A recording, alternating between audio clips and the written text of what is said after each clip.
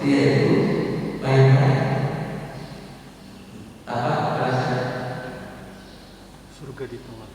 Nanti terjadi rumah di tengah surga. Di tengah. Tengah. Wasato. Jangan. Jadi ini motivasi. Dan ini akan harus dilatih. Contoh sederhana ya. Buat apa namanya? Apa ini? Misalnya beli ini harganya sekian juga sekian, atau belinya misalnya 3 atau 1 ditulis 2, 3. Ujian-ujian proyek-proyek saat ini kejujuran jangan kita untuk mencari untung yang banyak, dia tidak sampai kalau kita mau ini berdusta. Maka orang-orang yang membiasakan ini apa? Berkata yang jujur, berlaku yang jujur, ini iwafak di apa ini akan diberikan taufik hidayah insyaallah ta'ala untuk melakukan amal-amal kebajikan, amal yang baik, dimudahkan oleh Allah yang baik. Kebajikan di amal di amal-amalnya. Dia akan memberikan kejujuran di dalam amalannya, perbuatannya bisa perbuatan amalnya yang jujur, juga istiqomah di amalnya, istiqomah di dalam amalnya. Akan tapi orang yang yuka itu uji dengan dusta, maka dustanya akan menjadi kewajiban kemaksiatan yang banyak.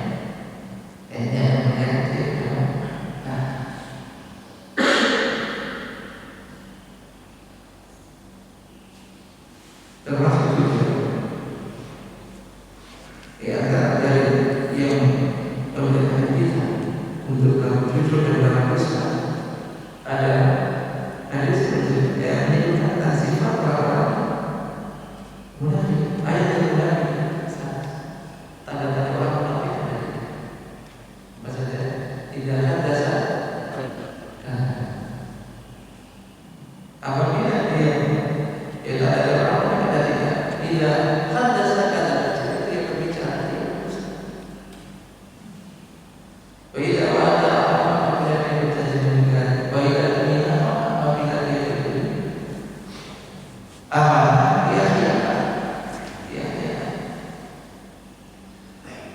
dan itu tentunya semua juga orang munafik. Kalau ada orang mukmin, ada orang munafik, ada orang kafir. Orang munafik dia rasa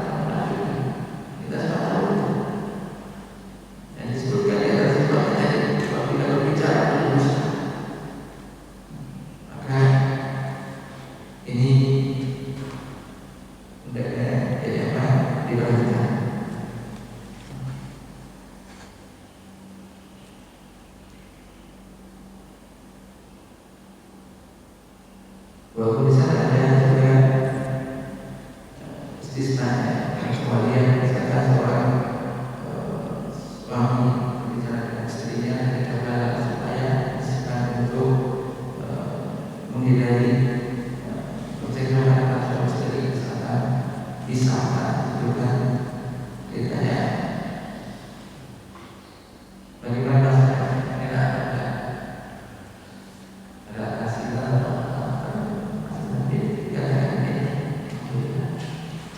supaya tidak menjadi secara umum tadi ini kita selalu menggunakan untuk bersikap dan apa yang itu dan melakukan umum dan usaha. Dan ini adalah akhlak orang Muslim, dan ini adalah akhlak yang mulia yang harus kita upayakan. Karena terkadang orang itu kalau dia biasa biasa melakukan dusta, nggak ada tidak ada masukkan tanda tangan atau ya. Dan bisa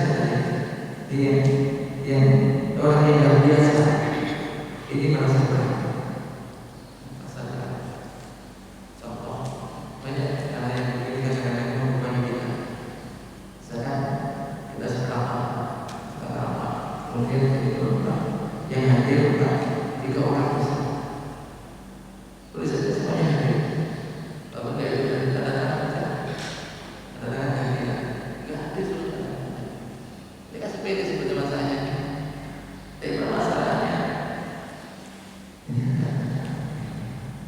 jadi kedustaan, kebohongan, itu dan Allah tahu aslinya bagaimana apa yang kita lakukan. Makanya sekali lagi mari kita berupaya untuk mengamalkan masing-masing dan untuk jujur dan menjauhi dan menjadi dusta. Yang ketiga,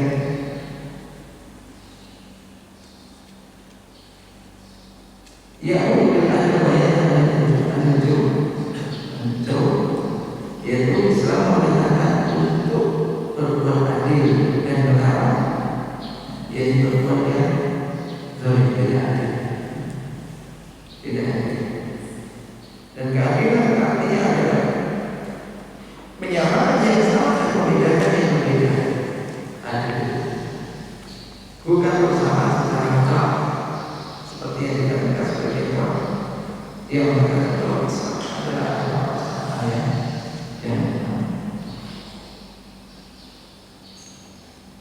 bukan karena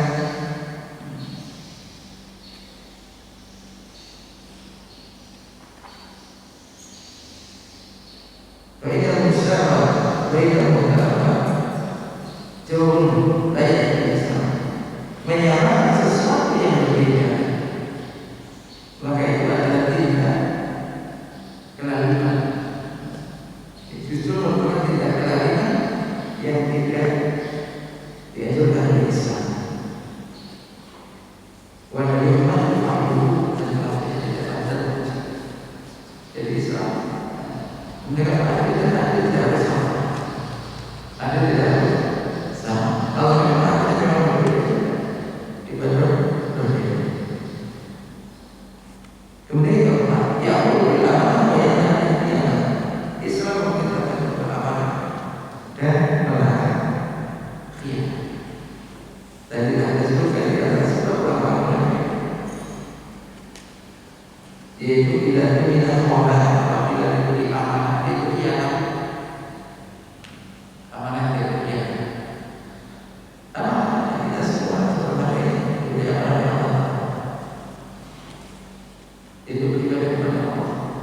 Nah, Allah Subhanahu wa taala menciptakan kita semua untuk beribadah kepada-Nya. Kalau kita tidak bisa jadi dulu dan tidak bisa jadi terus seperti itu beribadah.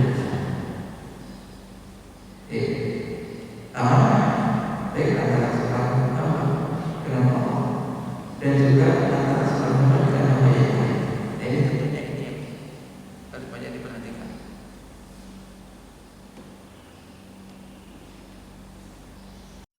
Ya, diperhatikan. Contoh sederhana amanah. Tolong aku titip HP ya. Titip HP. Nah, nanti saya ambil misalkan. Kan dititipi saja. Orang yang enggak ada sih dilihat. Apa sih isinya? Buka HP. Ini. Enggak amanah ya kan? Ini sederhana. Contoh-contoh sederhana. Barang-barang yang sederhana. Contoh lagi, tolong ini nanti sampaikan kepada si fulan. Ini aman, ternyata enggak disampaikan. Atau semisalnya ya, semacam tadi.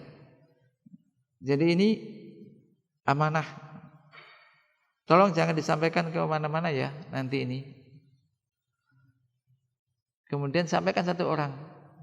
Tapi jangan diomongkan ya ke siapa-siapa ya. Nyebar semuanya. Amanah kan. Amanah ini berat. Amanah. Maka kembali kepada tadi, apabila seorang mukmin dia itu beriman, agamanya insya Allah bagus, maka insya Allah akan amanah. Orang karyawan kan mendapat amanah, ya kan? Kerja misalkan kan amanah. Apalagi kita digaji. Yang digaji apanya? Ya waktu telah dibeli dengan digunakan untuk harusnya bekerja untuk ya, instansi atau perusahaan atau di mana dia kerja. Tapi waktu kerja ternyata waktunya tidak full untuk kerja, kadang untuk ya, HP atau apalah, untuk apa ya. Nah ini asal amanah. Jam sekian kerja, udah. Ini amanah. Khawatir ketika orang itu diberi pekerjaan tidak maksimal kerjanya, tapi ketika gajian minta maksimal. Jadi yang digaji ini khawatirnya ini adalah sesuatu yang ya tidak boleh ya, tidak halal. Artinya kerjanya tidak maksimal, dia curang atau dia kurang amanah. Sementara dia telah digaji tiap bulan sekian. Memang yang digaji bulannya sekian. Dan ini amanah. Amanah dari tempat kita bekerja dan amanah banyak lagi contohnya. Maka intinya Islam memerintahkan untuk amanah dan melarang untuk khianat. Yang kelima, ya'muru bil wafa wa yanha 'anil ghadar. Islam memerintahkan untuk menepati janji dan melarang untuk mengingkari janji tadi. Antara sifat orang-orang munafik, idza wa'ada akhlafa, apabila ia berjanji mengingkari. Maka kalau bisa juga orang jangan banyak berjanji. Berat janji itu. Janji itu berat. Apalagi janji ada sesuatu yang diinginkan kemudian banyak berjanji. Maka ini akan ditagih nanti. Jadi kalau terpaksa memang berjanji, ya mengatakan ya insya Allah gitu kan, insya Allah jika Allah mendaki. Tapi kata insya Allah ini memang jangan juga dilakukan hanya untuk sekedar pemanis bibir lah. Artinya kan aku sudah ngomong insya Allah, padahal ada niatan memang tidak ingin memenuhi itu.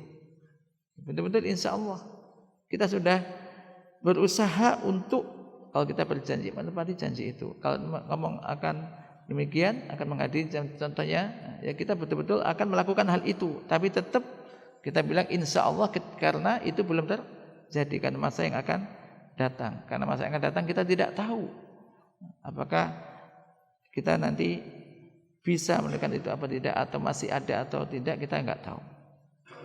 Maka ini sekali lagi jangan banyak berjanji, dan kalau terpaksa berjanji maka tepatilah. Orang yang banyak berjanji kemudian juga akhirnya mengingkari, biasanya siapa? Contohnya orang yang banyak hutang. Jadi hutang terkadang orang kita pinjam uang seminggu misalnya, sepekan. Begitu sepekan selesai, ternyata perhitungannya meleset. Dan ternyata tidak ditepati. Sementara orang yang dihutangi terkadang sudah nunggu-nunggu ini. Nanti sudah dijanji, ini akan dikembalikan. Lebih parahnya lagi, terkadang sudah tidak menepati janji, untuk supaya aman, terkadang susah dihubungi. Susah dihubungi. HP-nya mungkin dimatikan atau nomornya diganti. Ini menyakitkan bagi orang yang mengutang. Ini kan sudah enggak benar. Tadi itu bergandengan memang. Jazaa'u sayyi'ati sayyi'atu ba'daha.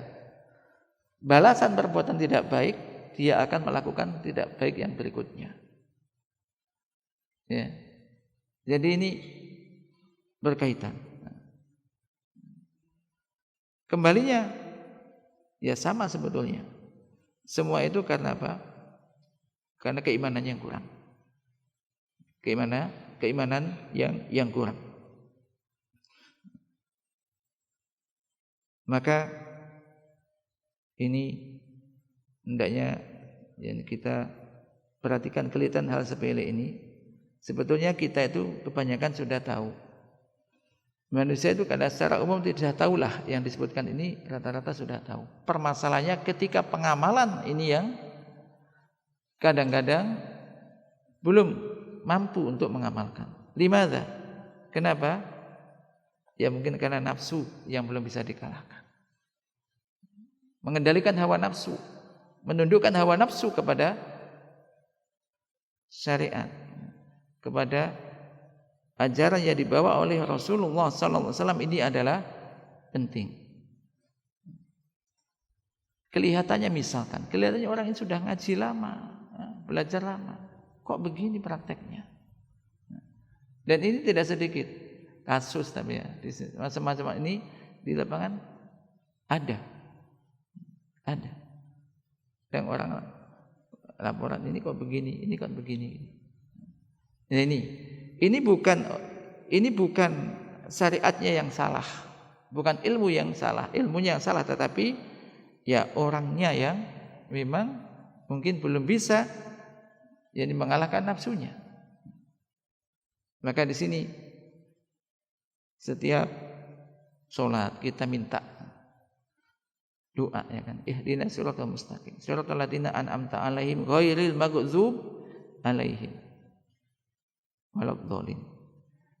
Termasuk di sini, tersirat di sini adalah minta pertolongan kepada Allah untuk bisa mengamalkan ilmu yang telah kita ketahui. Termasuk apalagi yang menyampaikan gitu kan. Kita sering mohon pada ya Allah, tolonglah kami untuk bisa mengamalkan apa yang telah kita ketahui dan juga telah kita sampaikan.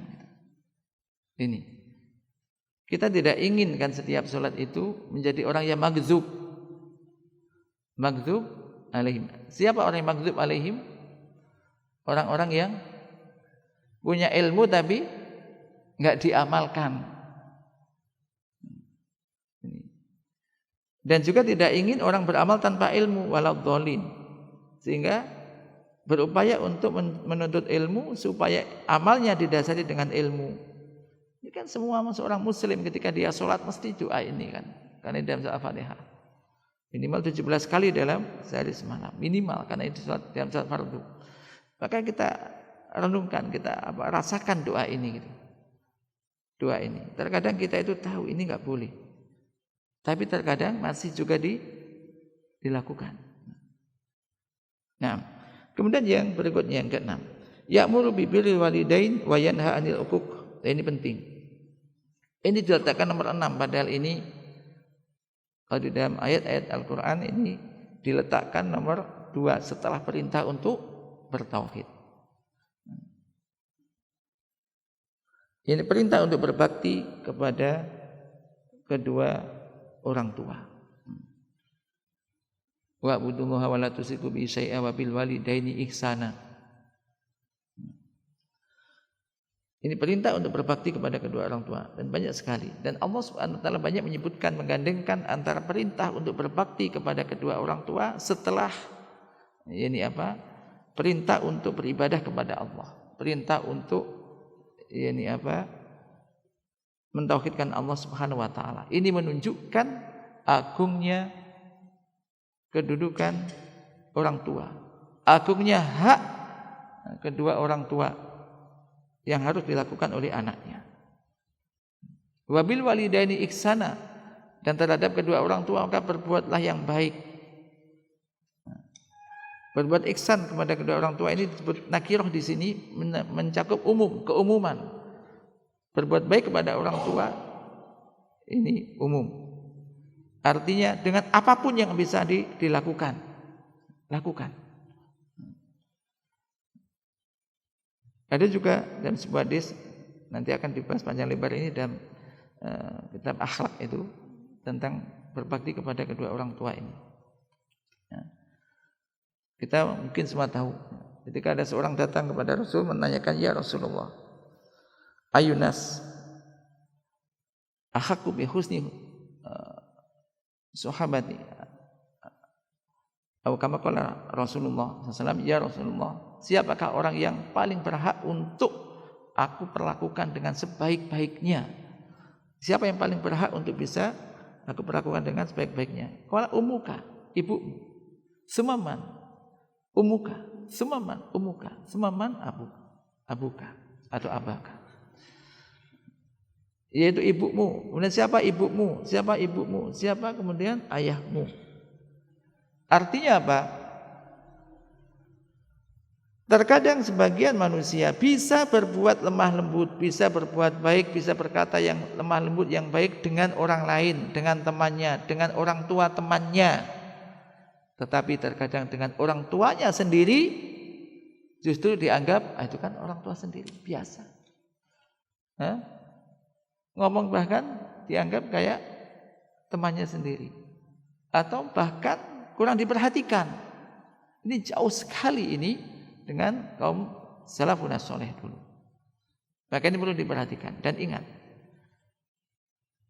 Termasuk dosa besar adalah durhaka kepada kedua orang tua. Maka ini pun diletakkan, ya, ini apa? Berarti termasuk setelah kesyirikan. Artinya ini hendaknya diperhatikan. Berbakti kepada kedua orang tua. Kalaulah mengatakan kata-kata aja tidak boleh. Itu kan menunjukkan tidak sesuai, tidak cocok dengan orang tua. Itu aja nggak boleh, ya kan? Apalagi yang lain. Apalagi yang lain. Apalagi berkata lebih dari itu, apalagi berlaku kasar. Apalagi sampai orang tua itu menangis gara-gara ulah anaknya gitu. Yang menjadikan orang tua sedih dan menangis. Itu durhaka sekali. Maka ini ketika kedua orang tua kita masih ada, maka kesempatan yang besar. Ibarat dua pintu yang besar, mudah untuk masuk dalam surga. Ketika sudah enggak ada satu, tinggal satu, ya tinggal satu. Ketika sudah tiada, apakah sudah tidak ada lagi berbakti kepada kedua orang tua? Masih ada. Ketika sudah meninggal masih ada. Yaitu berupaya untuk menjadi orang yang baik, orang yang soleh, dan mendoakannya. Sebagaimana sabda Rasulullah SAW, idza mata ibnu Adam in qata'a amalu ila min salasin, shadaqatin jariyah au ilmin yuntafa'u bihi au waladin sholihin yad'u lahu. Apabila manusia ini meninggal, maka terputuslah amalnya kecuali dari tiga hal: sedekah jariyah, ilmu yang bermanfaat, waladin sholihin yad'u lahu, anak soleh yang mendoakannya. Anak soleh yang mendoakannya. Kalau anak enggak soleh mendoakan gimana? Enggak pernah sholat, enggak pernah ini, enggak pernah makan ketaatan, itu mendoakan. Bagaimana doanya mungkin akan dikabulkan? Maka menjadi anak soleh. Maka bisa jadi ketika orang tua dulu masih ada, kemudian diperintahkan suruh sholat, suruh ini, suruh itu, masih enggan gitu kan, enggak mau mendengarkan. Begitu orang tua meninggal, penyesalan muncul. Kemudian akhirnya menjadi baik sekali gitu. Jadi penyesalan muncul, kemudian menjadi orang yang baik, orang yang lebih baik, orang yang lebih soleh. Ini sangat mungkin. Kemudian senantiasa mendoakan yakni orang tuanya. Kapan mendoakan orang tua? Setiap saat. Dan itu yang berguna. Bahkan disebutkan dalam sebuah hadis bahwasanya ada seorang ayah mendapatkan berada di surga yang tinggilah. Gitu. Kenapa saya bisa di sini gitu kan? Kan amalnya biasa-biasa saja. Ini semua karena berkat doa anakmu atau istighfar anakmu untukmu. Nah, doa intinya untuk orang tua. Ya doa misalkan Allahumma ighfirli wa li walidayya warhamhuma kama rabbayani shaghira, atau doa agar diampuni kedua orang tua kita, diterima amal-amalnya, dimasukkan ke dalam surga dan diselamatkan dari siksa neraka, diselamatkan dari siksa kubur. Ini banyak berdoa untuk itu. Dan itulah yang diharapkan dari orang tua. Maka banyak anak banyak rezeki. Banyak anak banyak rezeki, termasuk rezeki adalah doa tadi. Banyak anak banyak yang mendoakan untuk orang tuanya, kan gitu. Ini. Jadi ini di sini juga akhirnya peran juga berkaitan juga peran orang tua. Kita sebagai anak dan kita sebagai orang tua. Kita terhadap orang tua kita ini adalah sebagai anak. Kita punya kewajiban untuk berbakti kepada kedua orang tua kita. Kita juga punya anak. Dan kita berharap anak-anak kita menjadi anak yang berbakti. Bagaimana? Berarti dididik, kan? Dididik dengan pendidikan yang Islam, pendidikan yang benar. Nah, ini berkaitan. Maka sekali lagi berkaitan dengan berbakti kepada kedua orang tua ini, hendaknya diperhatikan. Dan kalaulah kita bisa melakukan sesuatu yang terbaik, maka itu yang pertama kali peruntukan untuk kedua orang tua kita. Guru kita hormati, iya. Orang tua ini adalah orang yang pertama yang harus kita perhatikan. Maka kalaulah bisa mungkin dekat dengan orang tua, maka tentu itu lebih baik. Dekat dan bisa untuk memberikan yang terbaiklah untuk orang tua. Ketika terpaksa tidak bisa, maka bagaimana untuk bisa menenteramkan dan menyenangkan orang tua? Dan ini banyak sekali. Sebaliknya contoh-contoh durhaka pada orang tua banyak sekali. Contoh misalkan disebutkan banyak sekali contoh-contoh bentuk perlakuan yang mengarah kepada durhaka, termasuk durhaka pada orang tua. Mulai dari misalkan ketika disuruh, kemudian seorang anak mengatakan entar ma, entar bi, entar mi, entar dulu. Ini tidak boleh. Apalagi kemudian yang lainnya, apalagi sampai orang tua minta bantuan dan yang lainnya. Termasuk juga suka mengeluhkan masalah, misalkan sudah berumah tangga, sedikit-sedikit mengeluh ke orang tua. Akhirnya orang tua kepikiran. Ini pun hendaknya tidak dilakukan. Jadi ini berbakti kepada kedua orang tua dan melarang untuk durhaka. Dan ingat, dosa durhaka kepada orang tua terkadang didulukan di dunia sebelum di akhiratnya. Apanya? Ya ini apa hukumannya? Maka tidak sedikit orang itu, kenapa kok kehidupannya terlunta-lunta? Kenapa? Karena durhaka dengan orang tuanya bisa jadi. Ini di dunia, apalagi di akhiratnya. Maka untuk bisa memotivasi berbakti kepada orang tua, ingatlah bahwasanya adanya kita di dunia ini melalui orang tua kita. Walaupun mungkin orang tua kita mungkin ya ada dulu mungkin kurang memperhatikan ketika masih kecil, kita masih kecil. Seandainya ada demikian, apakah kita masih tetap kewajiban untuk berbakti kepadanya? Iya.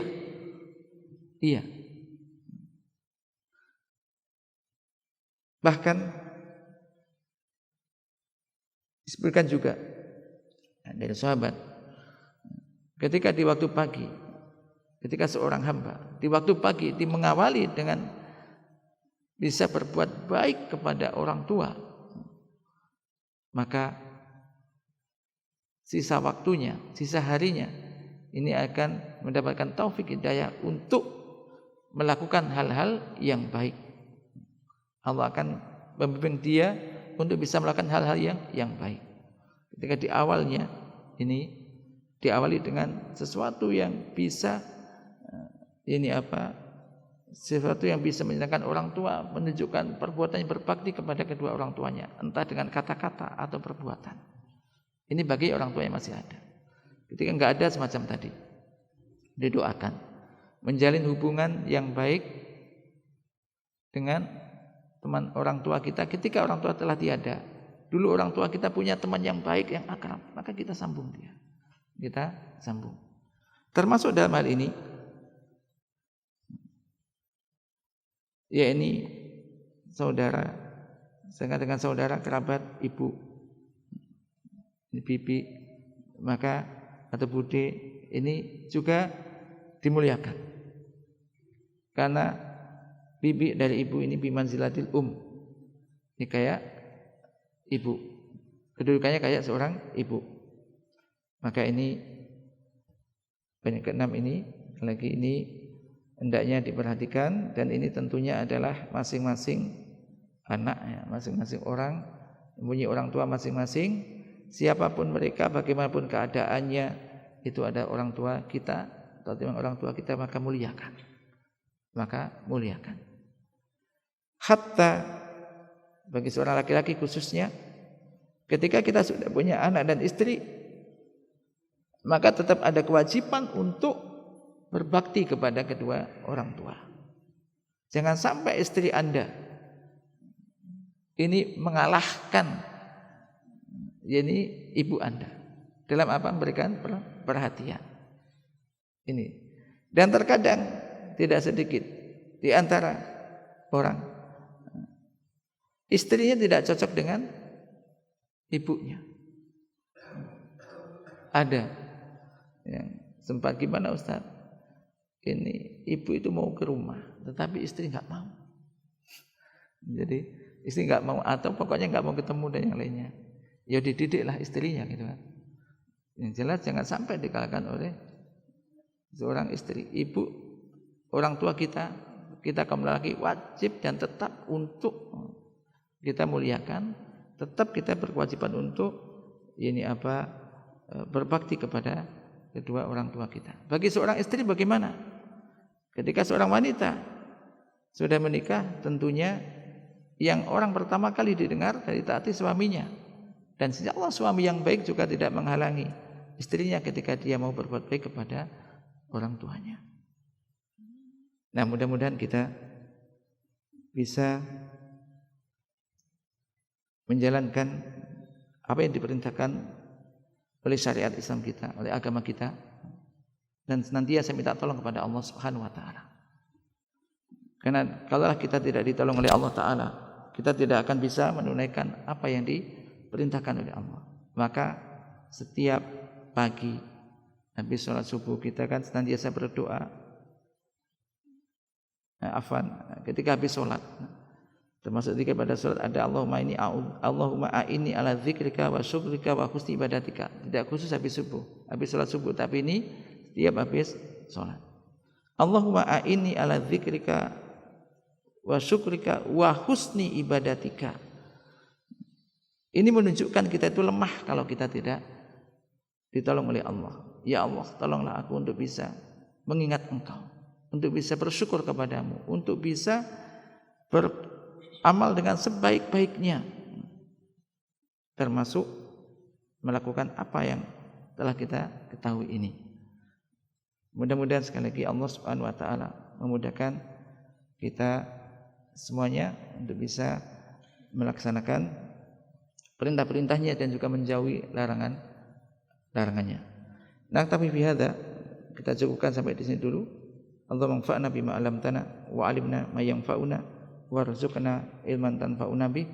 Wassallallahu ala nabiyyina Muhammad. Subhanakallahumma wa bihamdika asyhadu an la ilaha illa anta astaghfiruka wa atubu ilaik. Wassalamualaikum warahmatullahi wabarakatuh.